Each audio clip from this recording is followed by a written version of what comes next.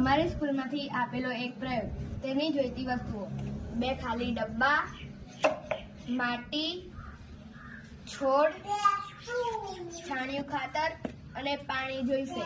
સૌપ્રથમ આપણે માટી અને છાણિયું ખાતરને મિક્સ કરીશું. 1 વાટકી છાણિયું ખાતર, બીજી વાટકી છાણિયું ખાતર.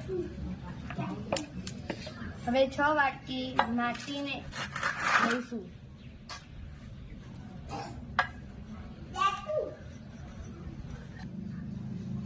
હવે તેને મિક્સ કરીશું.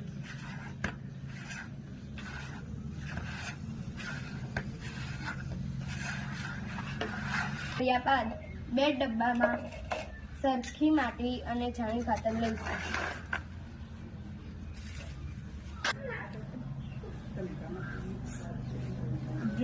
છોડને એક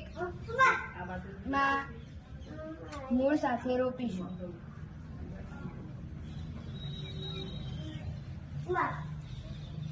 બીજા છોડને તેનું મૂળ કાપીને રોપીશું.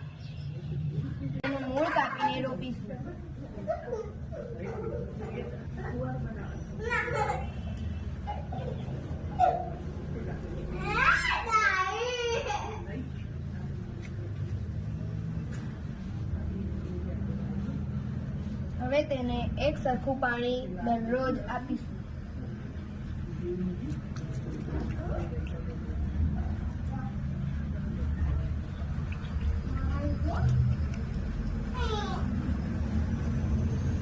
અઠવાડિયા પછી તેનું નિરીક્ષણ કરીશું. 7 દિવસ પછી નિરીક્ષણ કરતા જણાય છે કે મૂળ વગરનો છોડ સુકાઈ જાય છે અને મૂળવાળો છોડ લીલો રહે છે.